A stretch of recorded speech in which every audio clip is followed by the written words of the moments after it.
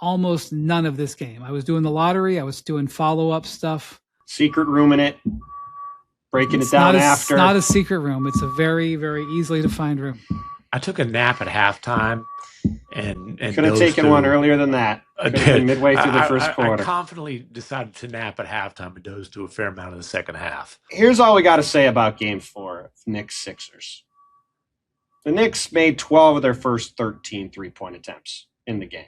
And that is not to say that this is like, oh, they just hit some shots and they won the game. But they had 43 points in the first quarter. The game was over by the end of the first quarter. Like, they just came out. Paul George said it best after the game. He said they hit us with some haymakers and they kept throwing them. And I was like, yeah, they kept throwing them and hitting shot after shot after shot. Stats Williams had the stat that they're 18 threes. They were 18 for 29 from three in the first half. Their 18 threes in the first half were the most, tied for the most in any game in NBA history, playoff or regular season. Like, they came out, they hit every shot. They've been on an unbelievable heater offensively. They have 3 games in the playoffs of over 130. They've got 2 of over 140. They have the 2 closeout games are both over 140. What was the Stats Williams stat on that? I think it's I want to say it was the first time.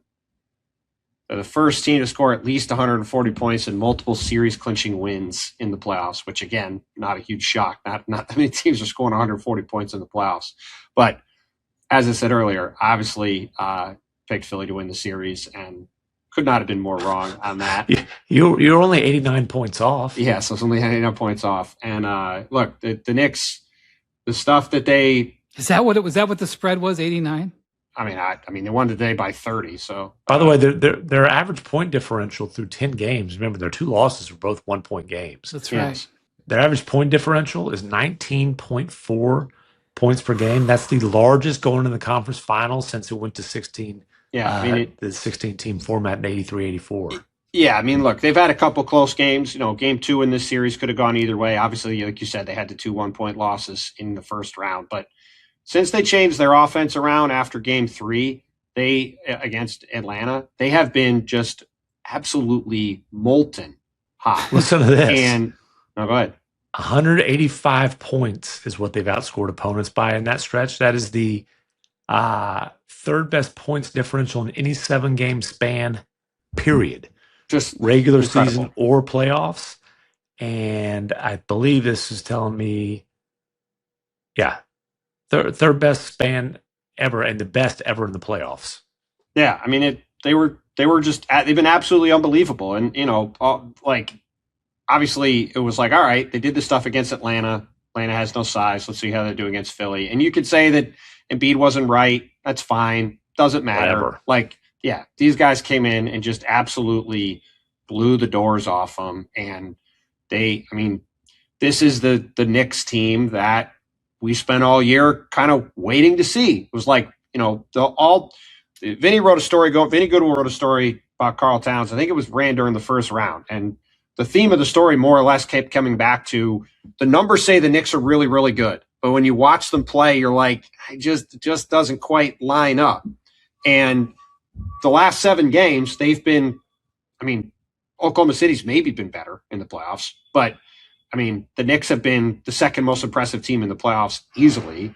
They are massive favorites to beat whoever comes out of this other series, which, you know, the Pistons and Cavs have both not been very impressive at all through their first 10 games in the playoffs. The one thing I will remind you of is that the Pistons really beat up the Knicks during the regular season. That's fine. I saw the Brooklyn Nets beat the Miami Heat with LeBron 3 or 4 times in the regular season when they played in the playoffs. It didn't matter either. Like, I don't think that version of the Knicks we saw in the regular season is not the version of the Knicks that's playing right now. And Detroit barely got by Orlando, and they're struggling with a Cavs team that has been not impressive either. So maybe they won't win the series. They should go into the series as heavy, heavy favorites. And they came down here and, you know, game 2 was close, came down here, no Giannonobi. It's like, okay, this could be a little bit of an interesting situation for the Knicks.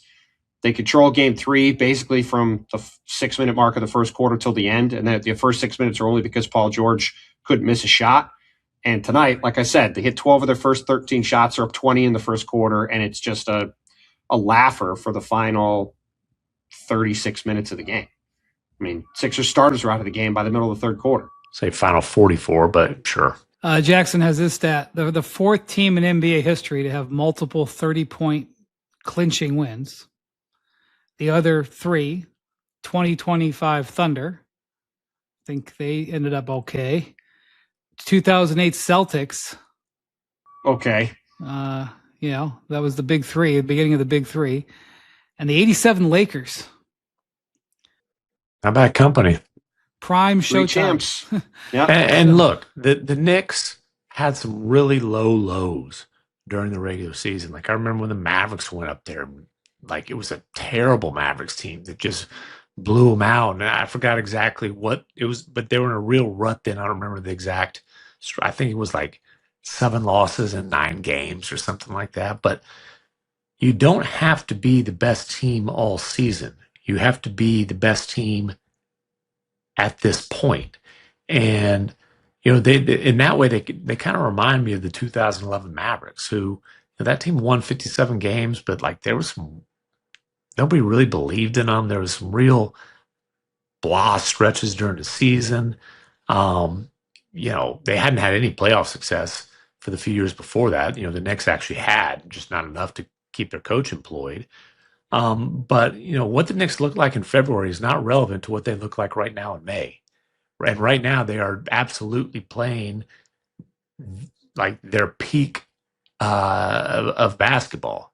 They're playing as this is the best they've looked in this whole run by a mile. Like, I mean, and obviously it's easy to say that when they're putting up these kind of point totals, but I mean, for a team that has felt like less than the sum of their parts for a couple of years in all the fits and starts they've had, like the way they're just like an absolute machine, and it's fun to watch, and it's wildly impressive. It's so fun to watch that 70% of the crowd in Philly were Knicks fans. Yeah. Well, here's what I want to say about that. The Sixers, I think, completely screwed up. Like, look, it's one thing for Joel to sit on the podium last week and say, hey, I don't want Knicks fans to come to the game. Like, fine, Joel could say that. For the Sixers to get out here and do all this PR campaign stuff over the last week, got to keep the Knicks fans out of here. We're going to geotag tickets. We're going to do this. We're going to do that. I mean, it's absolute nonsense. It's an hour and a half to get here from New York City. There's all sorts of Knicks fans that live in Jersey. It's nowhere near as expensive to go to a game anywhere else than to go to the Garden. If all these people get a chance to go to a Knicks playoff game that they're never going to get to go to, they're going to pay through the nose for it compared to what people other places will play, because they're saving a ton of money compared to going to the Garden to watch a game. So the idea that the Sixers were ever going to keep Knicks fans out of the building was crazy. And all they did was put a giant Klieg light on the fact there were going to be Knicks fans in the building to begin with. And then when they lose on Friday, you had it perfectly set up where it's Sunday afternoon. The Sixers are down 3-0 in the series. Of course, Knicks fans are going to come here in droves for the game. And of course, they're going to have an absolute party when their team is 12 for 13 from 3 and completely flying along and winning the game by 30. Like, of course, this is how it was going to go. And they had you as a piñata.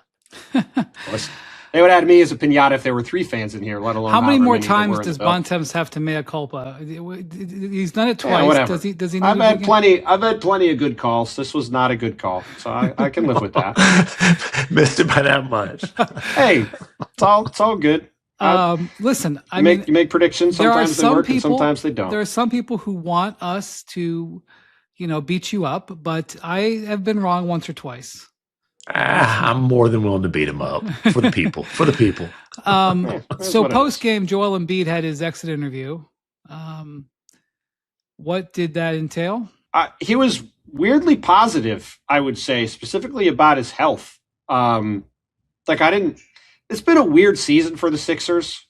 Like, even though it's been a weird 2 weeks. There are no weird Sixers seasons. Well, that's true, to use Brian's line about NBA games. But like 2 weeks ago today, right, Joel Embiid came back in game 4 against the Celtics. They got absolutely trucked. He looked terrible, even though he put up good numbers. It looked like their season was over. Then Joel has probably the best 3-game stretch of his playoff career. They beat the Celtics. They have this great comeback. It's like, wow, maybe the Sixers finally have everything come together. He shows up for game 1. He doesn't look right. Maxey hurts his finger in the second quarter of game one. They end up going on, or game, I think it was game one or game two, either one. He messes up his finger again. They get absolutely trucked in this series. They lose the final 2 games by 1,000 points. That's all in 2 weeks. Like, it's and this is after last season when they're coming into the year talking in the story I wrote before the season, talking essentially about, hey, we just got to get to the playoffs healthy. We're going to be good. And then they completely go off a cliff. They tank to try to keep the top Sixers pick. To successfully keep it. And got a stud, VJ Edgecombe, who had had 23, 6, and 4 on the road in game 7 at Boston Garden. Like game 7, a lot of guys don't have it their whole career. He had it as a rookie. So it's very hard to sum up where the season was at, but everybody with the team. But they would have been better off with a hard-fought game 7 loss in Boston. I'm not going to say no. That's not yes, true. They would. To get swept and blown out in their own home. Come on, with bro. Knicks fans going bonkers. Ain't no. Come on, bro. Take that back. No, I'm not going to say humiliation of a series for the Sixers. The Sixers got curb stomped by the Knicks, but I'm not going to say that they were better off not snapping their 44-year losing streak to the Celtics. Yeah, you don't have to say it. I said it. They got completely embarrassed. You want to know why I'm in trouble now? Because it's now my turn. Because Bontemps ridiculously picked the Sixers. You make that ridiculous comment. I'm up now. God knows what it's you're usually pretty good in this spot. I hope it doesn't happen on the pod. Maybe it'll happen tomorrow on TV. But anyway, to get back to Embiid. So Embiid said, I don't want to mess this quote up because I think it's worth getting right. So he was very positive in his outlook about his knee. I'm as confident as I've ever been about referring to his health and his future. I think obviously my knee was the biggest concern, and I'm not thinking about it. And as long as we keep doing what we've been doing, I won't have to think about it anymore. I'm looking at next year obviously being more available. The personal goals don't matter. I know that if I'm available and I play as much as possible, everything else is going to follow. And he also talked about how coming into the season, he didn't know if his knee was going to really ever work again. And he came out of the season feeling like they've got it under control. And he's going to be able to go into the offseason and have a normal offseason of working out. Now, I am not going to sit here and say that, Joel Embiid is now going to play 75 games next season. We're talking about a guy who missed a game in this series, was playing with hip and ankle injuries in the series, had an appendectomy a couple of weeks ago, and has not had a healthy playoffs in his entire career.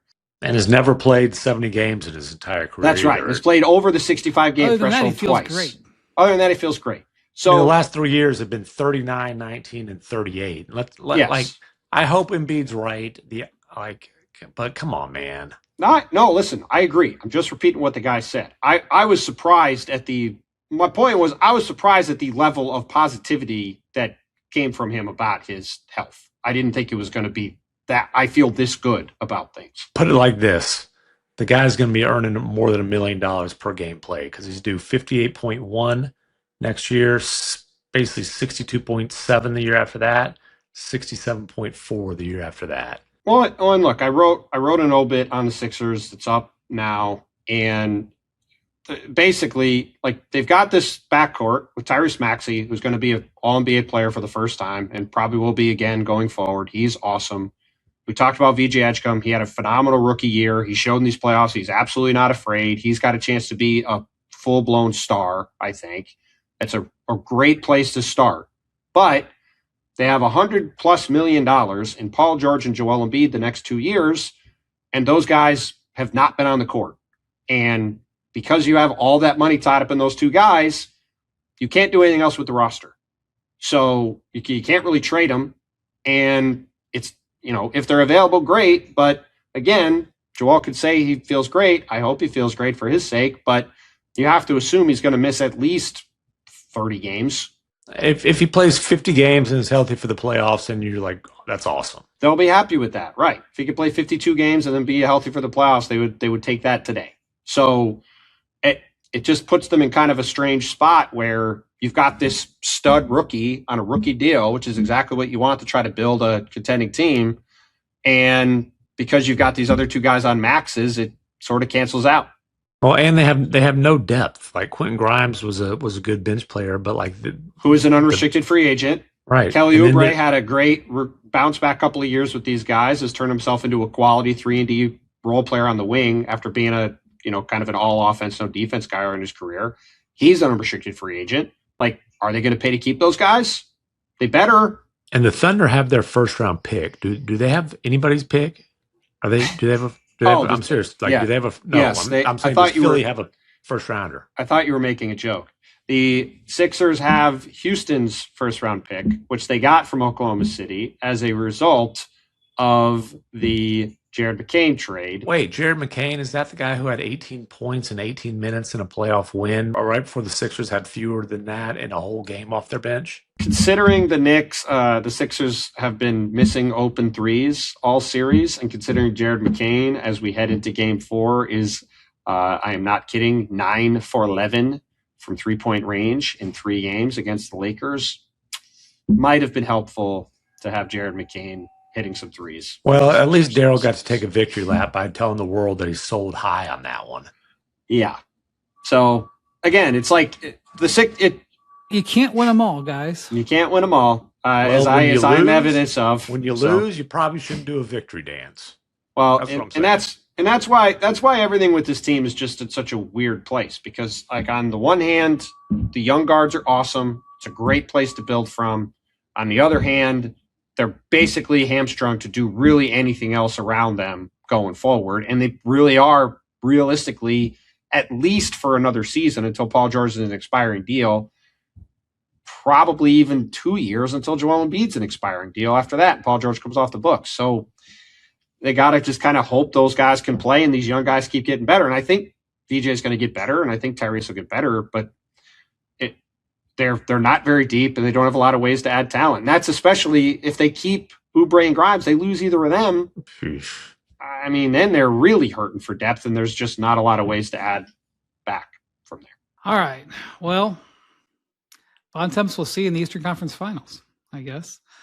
Which, by the way, the earliest they can start is Sunday. So we'll see about Cavs Corner and Pistons. I suspect Cavs Corner will be lingering on through the week, but we'll find out on lingering. That's what you say about the James Harden powered Cavs? That's the chatter that you have?